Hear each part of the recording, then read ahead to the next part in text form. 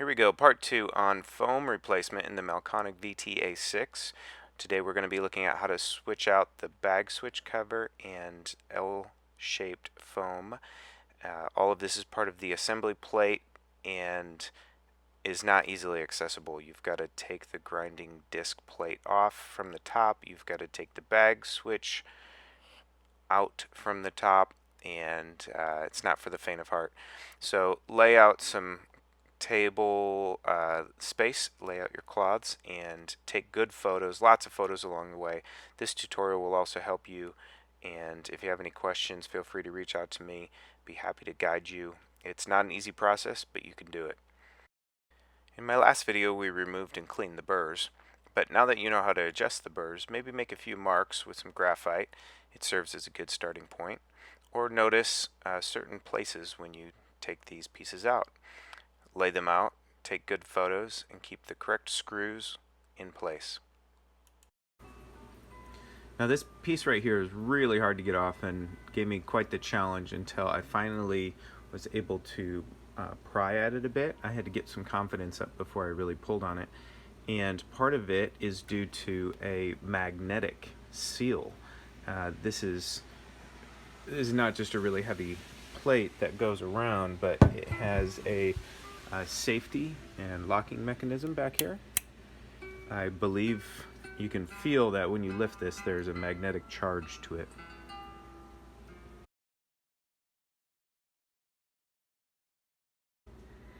Alright, we got it figured out. Right here, this grinding disc carrier was fixed so tightly I couldn't begin to pull it off. It was suggested that you can use a pulley remover. So you grab the outside here and you drill a screw down in here so that you're pulling up on the circular plate. And then representative from Mahlkonig suggested I take screws and drive them down. So it's going to drive down into the base plate here. And I could tell I was touching the base plate because this quit turning for a while. And then by driving these screws down, you want to make sure you have the right ones. I pulled these from the outside here because they're long enough. The burr, the screws that hold the burr in place, those are not long enough to create enough pressure so that these, in tightening it, actually lift that plate off of the base. So here you can see this plate is lifting up, and that set it free. So now we can get to this dosing chamber. We can get in through the back side and release the dosing chamber so that we can replace the foam back there. Alright, depending on the age of your grinder and what it's seen, this 1, 2, 3, 4, 5, these 5 flat screws really gave me a job. Screwdriver wouldn't work. I worked out a ratchet wrench for my socket wrench, and I had to soak these with some WD-40 just around there to help break them. 3 of them came out after that with the wrench, not the screwdriver. I didn't want to strip those heads. You've got barely anything to work with. And then 2 of them really got close. I had to apply some pressure, pound it a little with a hammer and a bolt just to give some pressure around it. Tighten and loosen and put all your weight down on that so you don't strip it. You want to make sure you're making full contact. So, buyer beware. This photo serves as both a warning and a little bit of instruction. If you have a small socket or any of your screws when they come out, be sure that you do not drop them inside. You don't want to lose any of your pieces or metal down inside your grinder. It's also good to have a magnetic wand to be able to pick up anything that might fall. And then you'll notice later in this video that the 2 inner screws you're looking at, they hold the dosing chamber that we're trying to get at, while the outside 3 screws actually hold that metal base in place. Well, there's a bunch of messy stuff in there, but you can see now that this is free to come. We are attached by the lever, the arm, so we can remove that now. This side is free. There's the foam I want to get to.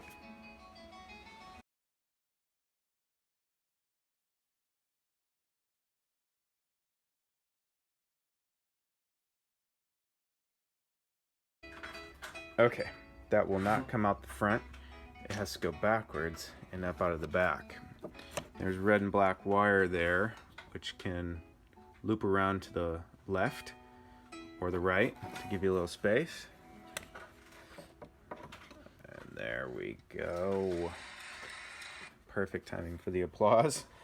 Now I can change that foam. Now again, as you're working with anything, foam included, you want to be sure that you're not dropping various pieces down inside your grinder. I doubt that something small like foam would cause a great obstruction, but it's just good to stay as clean as possible here. Working it out, making sure that you have a good feel for and connection to the foam as you're pulling it out. This was in really poor shape, as you can see.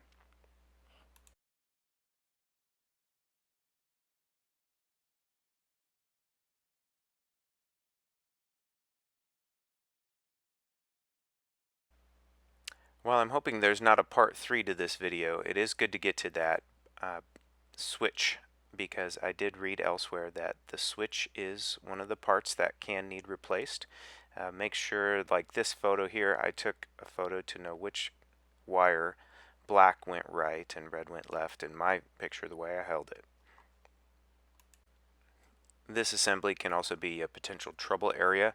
Just make really clear notes about how things come out, in what direction, and what you take off when and where. You will have some headache and trouble if not. Alright, on this assembly for the switch assembly, I took the old foam out. It was totally destroyed, falling apart. And I'm going to apply some adhesive just along these edges where there was adhesive before. And then this L-shaped piece of foam, which is a little big right now, but it'll sure squish in, will be there. And on this plate I also wanted to add that there's a ball that applies pressure, this spring right here. So as you're taking off the pressure plate for the switch mechanism, make sure that you don't lose this ball. Here we are with the new replacement for, again, switch cover. This is going to slide in back here. So down here, the clearance is pretty tight, and so I'm actually just going to wedge that down in there. What we do have is this back plate here used to have some adhesive on it, so I'll apply some adhesive here, and I can do the same on the other side. This particular unit doesn't have a button or a light here, but that is an option. So I don't need to worry about that when I apply some adhesive just to these main corners behind here on the plastic, and then this will jam in to hold it.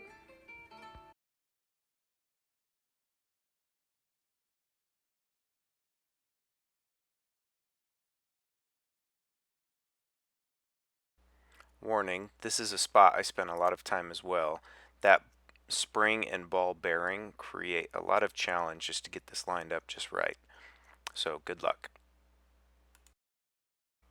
Hey, we're on the home stretch. Time to reapply the lever to turn the machine on and off. You can go through the foam hole there with your screw, Allen screw. And although it doesn't look pretty in picture, it sure felt good and looked pretty when I got that new foam in. I'd been waiting for this. Tired of seeing old foam deteriorating, afraid that it might fall into my grinder or into my coffee, and putting her all back together. So there it was. I hope this is a helpful video. I doubt that many are out there willing or crazy enough to pull apart a machine like this, but for those of you who have been looking, I know this would have been a gift to me. So Merry Christmas.